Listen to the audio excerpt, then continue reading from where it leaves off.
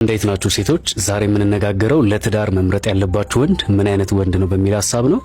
5 ዋና መሰረታዊ ነገሮችን ነግራችኋለሁ። እነዚህ ነገሮችን ያሟላ ወንድ ካገኛችሁ እንግዲህ አደራ ያ ወንድ እንዳያመልጣችሁ። ስለዚህ ቀጥታ ወደ ሐሳባችን እንገባለን። የመጀመሪያው ለትዳር መምረጥ ያለባችሁ ወንድ ወይም ደግሞ ሊያመልጣችሁ የማይገባ ወንድ ብዬ የማስበው የበሰለ ወንድ ነው። የበሰለ ወንድ ብዬ ስናገር ያው አብዛኞቻችሁ ተረዱኛላችሁ አይደል? ለነገሮች ያለው አመለካከት ከፍ ያለ፣ ለነገሮች ያለው አመለካከት ሰፋ ያለ። ያው ቃሉ በራሱ የበሰለ የሚለው በራሱ የሆነ ከፍራፍሬ ጋር የተገናኘ ነው አይደል? አሁን ለምሳሌ ጥሬ ሲሆንና የበሰለ ሲሆን አንድ አይደለም። ጥሬ የሆነን ነገር ማንም አይበላም፣ ማንም አይጠቀመው። የበሰለ ሲሆን ግን ለምግብነት ይሆናል፣ እንዲሁም ደግሞ ይመረጣል። ስለዚህ ነገ ትዳር ዓለም ላይ ከመግባታችሁ በፊት በፍጹም መሳት የሌለባችሁና ሚስ ማድረግ ከሌሉባችሁ ነገሮች መካከል በአስተሳሰብ የበሰለ ሊሆን ይገባል።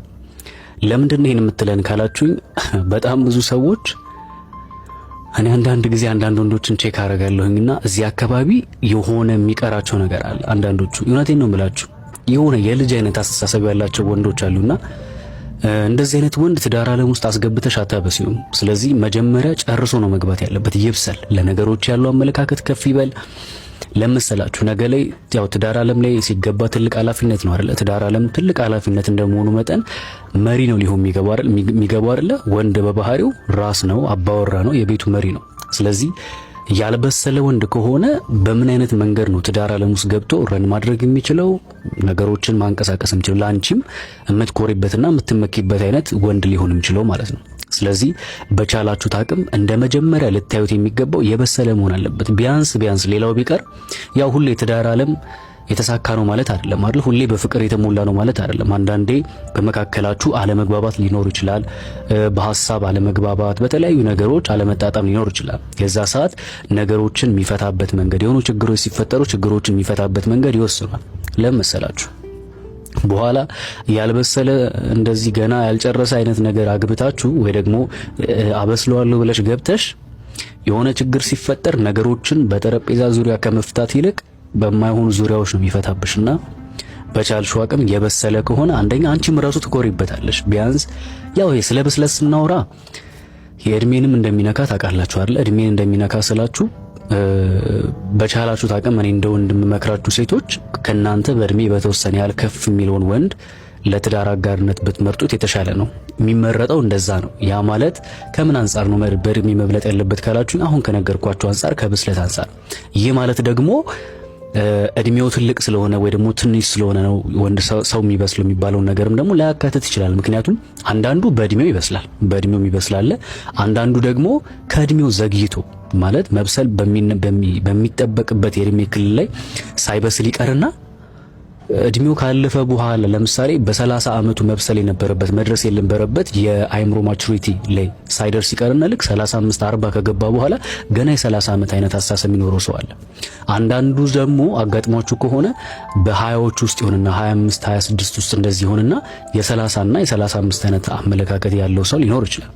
ስለዚህ እንደ ወንድም ግን በእድሜ ከናንተ ትንሽ በለጥ ቢልም በኋላ ብዙ ችግር ስላለው ማለት ነው። ይሄ በእድሜ ትንሽ ሴቶች ከወንድ ጋር መቀራረብና እኩል መሆን እንደዚሁም ደግሞ አንዳንዴ ሴቶች የሚበልጡበት ጊዜ አለና ፍቅር ካለ ችግር የለው የሚሉ ሰዎች አሉ።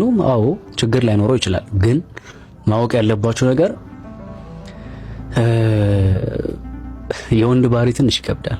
አሁን አስቡት እስቲ 30 ሆኖ እሱ አንቺ 29 30 ሆነሽ አንዳንዴም ከዛም በላይ በልጠሽ አንቺ 35 ስትሆኝና እሱ 35 ሲሆን አንድ አይደለም። እውነት አይደለ የምናወራው? እውነት እዚህ እኔ ቻናል ላይ እውነት ነው የማወራችሁ። ስለዚህ ያው አንዳንድ የማወራቸው ነገሮች ደስ ባይላችሁም ግን ደግሞ መቀበል ያሉባችሁ ነገሮች ስለሆኑ ግልጹን ነገራችሁ አልፋለሁ። ስለዚህ 35 ሲሆነውና አንቺ 35 ስትሆኚ አንድ አይነት አመለካከት፣ አንድ አይነት ፊዚካል፣ አንድ አይነት የሆነ ፍላጎቶች አይኖራችሁ። ስለዚህ በእድሜ ቢያንስ ቢበልጥሽ አንድ ወንድ ቢያንስ ከሴት እንደው በትንሹ 2-3 ዓመት ቢበልጥ የተሻለ ነው። በትንሹ ነው ማወራችሁ። ከዛ በላይ ደግሞ ቢሆን አሪፍ ነው። እስከ 4ም 5 ዓመትም 6 ዓመትም 7 ዓመትም ድረስ ቢሄድ ኖርማል ነው። ስለዚህ በቻላችሁት አቅም የትዳር አጋር ምርጫ ስትመርጡ ሴቶች ስለምወዳችሁ ነው። እሺ ምነግራችሁ እህቶቼ በደንብ አድርጋችሁ እንድታዳምጡኝ፣ ነገ እንዳታለቅሱ ነው፣ ነገ ዋጋ እንዳትከፍሉ ነው ዛሬ እዚህ ጋር መጥቼ የምነግራችሁ። ስለዚህ በቻላችሁት አቅም በእድሜ ከናንተ የሚበልጥ አስተሳሰብ የበሰለ እንደዚህ አይነት ወንድ ለትዳር ብትመርጡ የተሻለ ነው። ታዲያ ምንድነው የምትለን? ኩያሞች ታዲያ ተፋቱ እያልከን ነው የምትሉኝ ከሆነ ኖ፣ እንደዚህ አይነት ቃል አልወጣኝም፣ እንደዚህ አይነት ነገር አላልኩኝም። እያወራኋችሁ ያለሁት ግን እያልኳችሁ ያለሁት ግን መዝኑ። ያልበሰለ ወንድ ጋር አትሄዱ። ህይወት ምን ማለት እንደሆነ ያልገባው አንዳንዱ ያው ያልበሰለ ስላችሁ ገብታችኋል አይደል? በቃ ጊዜያዊ ነገር ነው መብላት፣ መጠጣት፣ የሆነ መጨፈር፣ መዝናናት ምናምን ነው። የበሰለው ግን ስለ ነገ ነው የሚያስበው፣ ስለ ፊውቸር ነው የሚያስበው።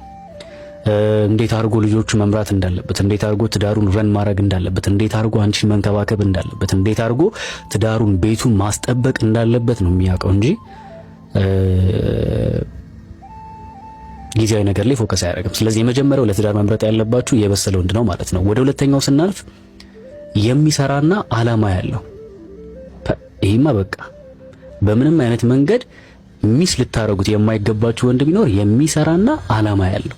የሚሰራና አላማ ያለው ማለት በነገራችን ላይ አላማ ያለው ወንድ ማለት ያው አላማ ማለት ነገ ላይ ማሳካት የሚፈልገው ዓለም ያለ ማለት ነገ ላይ ይሄን ነገር አደርጋለሁ፣ ይሄን ነገር አሳካለሁ፣ እንደዚህ እፈጥራለሁ፣ እንደዚህ ይኖረኛል ምናምን የሚል ማለት ብቻ አይደለም። ደግሞ ያንን አላማውን ደግሞ ለማሳካት ጥረት የሚያደርግ በሆነ ያህል ልክ እርምጃ ውስጥ ያለ እየሮጠ ያለ እየተንቀሳቀሰ ያለ። ምን አወርቶሻል አጠገብሽ? አሁን እንድጠይቁ የምፈልገው ነገር ሴቶች አብሯችሁ ያለ ወንድ የኔ የምትሉት ወንድ የኔ የምትዩ ፍቅረኛሽ ሊሆን ይችላል። ትዳር ውስጥ የገባችሁ እንኳን ብዙም ላይ መለከታችሁ ይችላል። ግን አብሯችሁ ያለ ወንድ ምንድነው የሚያወራሽ ነው ጥያቄው። ነገ ይልሻል፣ ነገ እንዲናረጋለን፣ ነገ እንዲናሳካለን፣ ይሄንን ዓለም እንፈጥረዋለን፣ ይሄን ይኖረናል ብቻ ሳይሆን ብዙ ነገሮች እናሳካለን እያለ የሚያወራሽ ነገር አለ ወይ? ይሄን ነገር ጠይቂ። ለምን ካላችሁኝ እርግጠኛውኝ የምነግራችሁ ዛሬ በዚህ ጊዜ ነገሮች ብዙ ባልሄዱበት ጊዜ ነገሮች ብዙ ውጤታማ ባልሆኑበት ታይም ላይ ግብ አስቀምጦ እንደዚህ ይኖረናል፣ እንደዚህ እናደርጋለን፣ እንደዚህ እናሳካለን እያለ ያንን ነገር ደግሞ ለማሳካት የሚንቀሳቀስ የሚጥር ወንድ ከሆነ እመኚኝ በቃ 100% ነው የምነግርሽ። ነገ ላይ ትዳር ዓለም ውስጥ ከገባችሁ በኋላ ያ ያሰበበት ስኬት ላይ ከደረሰ በኋላ ለዚህ ስኬቴ ለመድረስ ምክንያት የሆነችኝ ከጎኔ የረዳችኝ ያገዘችኝ ብሎ ባንቺ ነው የሚኮራው። ስለዚህ እርግጠኛው የምነግራችሁ አንዳንድ ሴቶች ምን ያጋጥመኛል መሰላችሁ? ጊዜያዊ ነገር ከመውደዳቸው የተነሳ ለጊዜው ያለውን የሆነ ያከማቸን ግን ደግሞ ዓላማ የሌለውን ዲሲፕሊን ያልሆነ ወንድ ይመርጡና ይሄዳሉ ለጥቅም ወይ ደግሞ ኑሮን ለማሸነፍ ብለው። በዚህ መሃል ዓላማ ያለው ነገ ማሳካት የሚፈልገው ዓለም ያለውን የሚወዳቸውን የሚንከባከባቸውን ይተውና ያ ሁሉም ነገር የጊዜ ጉዳይ አይደለ? ከጊዜ በኋላ ያ ሰው የሆነ ቦታ ላይ ይሳካለታል፣ የሆነ ቦታ ያልፍለታል፣ ከዛ ይቀየራል። ሁሉ ነገር 360 ዲግሪ ነው የሚቀየሩና ከተቀየረ በኋላ ቆም ብሎ የሆነ ሰዓት ላይ እንዴ ምን ሆኜ ነው ግን ይሄን ሰው የገፋሁት? ምን አርጎኝ ነው?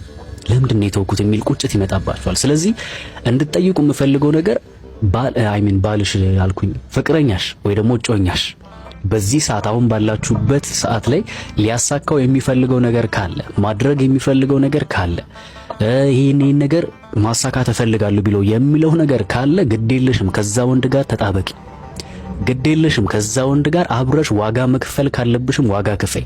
ዛሬ ጎደለው ብለሽ ዛሬ አነሰው ብለሽ ወይ ደግሞ ዛሬ የሆነ በቃላ ገና አልተጀመረም ብለሽ አንዳንድ ነገሮችን ለምራቅ እንዳትሞክሪ። ብዙ ሴቶችን ስለማቅ ነው። እሺ በዚህ ጉዳይ ወንድ በነገራችን ላይ የእድሜ ጉዳይ ነው። እሺ መነግራችሁ ነገር እያማረበት ነው አይደል? ወንድም ሄዶ ነግራችኋለሁ። ወንድ አሁን 20ዎች ውስጥ 20 መጀመሪያዎች ውስጥና 20 አጋማሽ 25 26 አካባቢ ኖርማል ሊሆን ይችላል፣ ችግር የለም። ግን 26 እና 27ን እያለፈ በመጣ ቁጥር ከዛ 30 ሲገባ ግዴለሽም ነው ማወራሽ። ዓላማ ያለው ወንድ ሆኖ ከሆነ እና ለዛ ለዓላማው ደግሞ የሚሮጥ የሚተጋ አይነት ወንድ ከሆነ እንዴ ምን ብዬ ኢንፊዚካሊ ራሱ አይቀርም፣ በፊዚካል ራሱ ይቀየራል፣ ያምርበታል፣ ይለወጣል። ከዛ እምትኮሪበት አይነት ባል ነው የሚሆንልሽ። አንዳንዶች ያስቁኛል። አረ ይሄ እንዴ ምናምን ብለው የሆነ ለወንድ የሚሰጡት ግምት አለና ግድ የለሽም። እንደውም አንድ እውነት ልንገራችሁ፣ መራር እውነት፣ የእናንተ ውበት ነው እየደበዘዘ የሚሄደው። ሴት ልጅ ከአስራዎቹ አጋማሽ ጀምሮ 17 18 እያለች እየሄደች ከዛ በኋላ 30 አጋማሽ አካባቢ እውነቴን ነው የምነግራችሁ፣ የፈለገ ራሳችሁን ብትጠብቁ የፈለገ ነገር ራሳችሁን የምትንከባከቡ ብትሆኑ በወንድ ዘንድ ያላችሁ ተፈላጊነት ከዛ የእድሜ ክልል በኋላ እየቀነሰ ነው የሚመጣው። ግልጹን ስነግራችሁ ላይመቻችሁ ይችላል። አብዛኞቻችሁ 35 ከዛ በላይ ያላችሁ ሴቶች አትፈለጉም እያልኩኝ አይደለም። እሺ እናንተን